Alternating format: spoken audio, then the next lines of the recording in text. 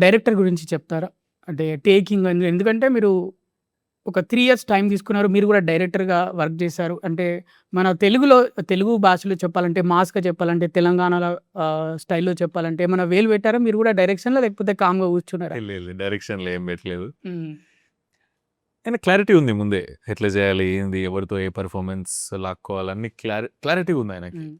అంటే మీరేమన్నా చెప్పేవారా? ఇంకా అన్న లేదు. ఇట్లా వస్తే బాగుంటదని? అంటే నా పెర్ఫార్మన్స్‌లో చెప్పేటోడిని. ఇప్పుడు ఇది చేసినాక అన్నకు ఓకే అనిపించేదనుకో, నేను ఇంకా బెటర్ చేయొచ్చేమో అనిపిస్తుంది అని నేనంటా. ఓకే చేసి చూపియాలి అంటుండే.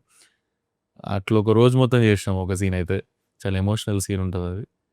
తర్వాత ఆయన చాలా లవ్ చేసిండు. ఇంకా నేను నాకేందంటే ఒక సీన్ విన్నాక లేదా ఒక చదివాక దాన్ని ఏం చేయాలని ఉంటదంటే, దీన్ని బెస్ట్ పాసిబుల్ వే డైలాగ్ చెప్పడం ఇట్లనేనా? ఎ ఇదే గెస్చర్‌తో చెప్పాలా? లేదా ఇదే ఐ కాంటాక్ట్‌తో చెప్పాలా? ఏం చెప్పాలన్నా కొన్ని క్వెషన్స్ వస్తూనే ఉంటాయి. ఏ యాక్టర్‌కైనా వస్తాయి. ఇంకా అది సాటిస్ఫై అయ్యేదాకా మిర్రర్ ముంగట చేయడం అలవాటయిపోయింది. సో, అది బావుందా లేదా అని అంటే ఇప్పుడు ఫస్ట్ సినిమా నేను డైరెక్షన్ చేసుకొని, నేను యాక్టింగ్ చేసుకుంటే నాకు పెద్ద స్ట్రెస్ ఏం లేకుండే. స్ట్రెస్ ఇన్ ద సెన్స్ నా యాక్టింగ్ మీద. ఎందుకంటే నాకేం కావాలో నాకు తెలుసు కాబట్టి నేను చేసేసిన. కానీ ఇప్పుడు సుభాష్ అన్నకి ఏం కావాలని నేను చేయాలనంటే, ఇది కరెక్టేనా?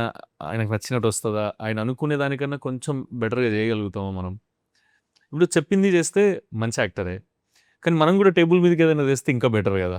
అరే! ఇది కూడా బావుంది సుమంత్ అనేలాగా మనం ఏమైనా చేయగలిగితే, మన పనికి మనం ఇంకా న్యాయం చేస్తున్నట్టు అనిపిస్తది. ఎట్లాగో అంటే మీకు ఫేమ్ అనేదైతే వచ్చింది ఫిల్మ్ ఇండస్ట్రీలో. అంటే యాక్టర్‌గా ప్రూవ్ చేసుకోవాలని తెలంగాణ స్లాంగ్ నుంచి అంటే గోదావరి స్లాంగ్‌కి అంటే షిఫ్ట్ అయ్యారా? అంటే ఒక యాక్టర్‌గా ప్రూవ్ చేసుకోవాలని అంటే అన్ని స్లాంగ్‌లు మాట్లాడితేనే యాక్టర్‌గా అంటే ఆడియన్స్ స్వీకరిస్తారు మనల్ని. ఆ విధంగా సెలెక్ట్ చేసుకున్నారా? లేకపోతే ఎట్లా? లేదు ఫస్టు గోదావరి గట్టుపైన కథ సుభాష్ అన్న వచ్చి చెప్తున్నా అన్నప్పుడు ఒక కథ నాకు గోదావరి బ్యాక్‌డ్రాప్‌లో చెప్తాడని తెలీదు. హ్మ్.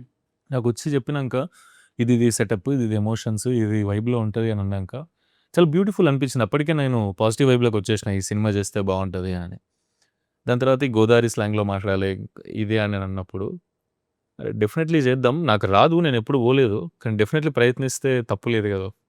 ఎప్పుడన్నట్టు అక్కడ పుట్టి పెరిగినట్టు రాకపోయినా అట్‌లీస్ట్ వాళ్ళలాగా సౌండ్ అవ్వగలిగితే, వాళ్ళకి నచ్చే విధంగా మనం చేయగలిగితే, మన ఇంటి పక్కన అబ్బాయిలాగా వాళ్ళకి నేను కనపడగలిగితే, మనం చేసినట్టే కదా! దానికోసం కష్టపడదాం అని అనుకున్నా. చేసేసిన సో, అంతే. ఎలా అనిపించింది? ఆ అంతేగాని పదాలు ఇట్లా పలుకుతున్నప్పుడు అంటే గోదావరి స్లాంగ్ పలుకుతున్నప్పుడు ఎలా అనిపించింది? మెలోడీ సాంగ్ పాడినట్టు ఉంటది. హ్మ్. నిజంగా.